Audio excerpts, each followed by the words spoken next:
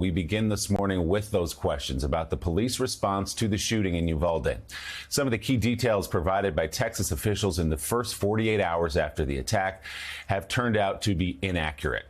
Here is what has changed. Texas officials first said the attacker exchanged gunfire with a school resource officer before entering the school. Then later said the school resource officer engaged with the attacker but did not exchange gunfire. Well, yesterday, officials now said, in fact, there was no school resource officer there at all, and that the killer walked into the school through an unlocked door, unobstructed, and began firing. The amount of time the gunman spent outside before entering the school also has changed. We initially were told after he shot his grandmother, he fled, crashed a truck outside of the school, and then ran inside.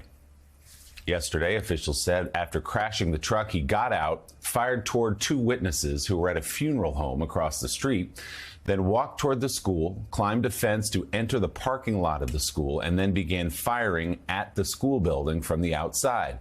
Officials say 12 minutes passed from the time he crashed to when he entered the school. He was outside that school for 12 minutes. Also now a discrepancy about where the victims were found. It initially was reported that the gunman spent an entire hour inside a single classroom and that all of the victims killed were inside that one classroom. NBC News now has learned from Texas officials the victims were found in 4 classrooms. Here's the new timeline from Texas officials about what happened right after the gunman entered the school and began shooting. 4 minutes later, local police departments, Uvalde Police Department, the Independent School District Police Department are inside, making entry. They hear gunfire, they take rounds, they move back, get cover. And during that time, they approach where the suspect is at. Officers are there, the initial officers, they receive gunfire. They don't make entry initially because of the gunfire they're receiving. But we have officers calling for additional resources. Everybody that's in the area, tactical teams. We need equipment. We need specialty equipment. We need body armor. We need precision riflemen, negotiators. So during that time that they're making those calls to bring in help to solve this problem and stop it immediately, they're also evacuating personnel. Not say personnel, students, teachers. The Texas Department of Public Safety then said an hour passed before a tactical team arrived and shot and killed the suspect. Yesterday, NBC's Kerry Sanders asked what else police were doing in that hour to save lives. You say at one point when he was inside there, among the things you were attempting negotiation, was he responding to negotiation? And in that period of time, was there continued gunfire? So during that time, right now, according to the information we have, the majority of the gunfire was in the beginning. In the beginning. I say numerous, more than 25. I mean, it was a lot of gunfire in the beginning. During the negotiations, there wasn't much gunfire other than trying to keep the officers at bay, but that could change depending as once we analyze the video. But right now, according to the information, he did not respond. Joining us now from Uvalde, Texas, is NBC News correspondent Sam Brock.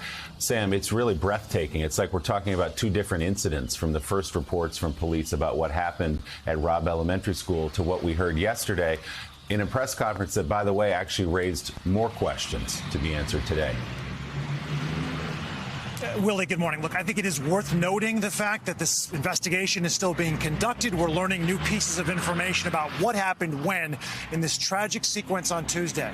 That said, what we have heard from local law enforcement officials here is not only confusing, but utterly conflicting. To your point there about this being breathtaking, just all sorts of information that does not align, starting, Willie, with what happened when the shooter arrived on campus. We know this, that at 11:28, he crashed his grandmother's truck after he shot his grandmother, pulled out of the car with a long rifle and fired bullets at nearby witnesses at a funeral home. Then some 12 minutes later actually did enter the school.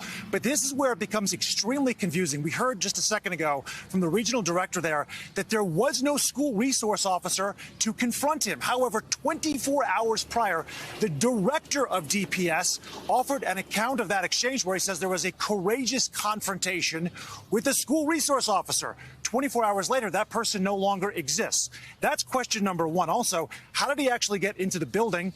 They say it appears that a door on the side of the building was unlocked. And now, look, Willie, you can double your security budget, which in Uvalde County here, they have done just that. They've doubled security at this school district. And yet, if a door is left open, kids' lives will be compromised. It appears that that was fatal consequences in this case. Now let's move over to what seems to be the most dissected aspect of all of this. At 11:44, 4 minutes after the gunman entered the school, Robb Elementary School, that's when local law enforcement arrived. According to officials, they had to retreat under fire. There was an AR-15 style assault weapon the shooter was using. They left the building and waited for an hour. And you heard the explanation there just a second ago for precision riflemen, tactical gear, specialized equipment, and negotiators. Now, the president for the School Safety Advocacy Council, which trains Willie's schools on how to respond to school shootings, said that sort of thinking is completely outdated, basically since Columbine. That now protocol is for law enforcement officers, whether it's 1, 3, or 4, to enter the building immediately if there is an active shooter situation and try to neutralize the threat. And yet here, it took until 12:47 for CBP to arrive and, quote, neutralize the threat. And in that time frame, we've seen the video, Willie, of parents standing outside and just wondering what is going on here. They were trying to rip down fences, break into windows to get into that school building so they could do whatever possible to try to save their kids' lives. And ultimately, 19 children between the ages of 8 and 10, fourth graders, murdered as an hour goes by. And that really is the heart of this investigation right now, and so many questions surrounding that very issue.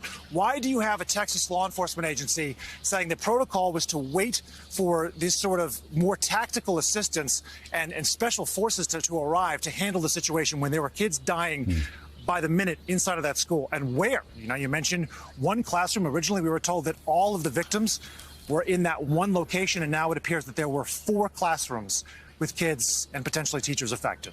Willie? And Sam, as you say, we're looking at this video of parents. We now have firsthand accounts from parents who say they, in fact, did go into the school and get their kids. They just weren't going to wait anymore.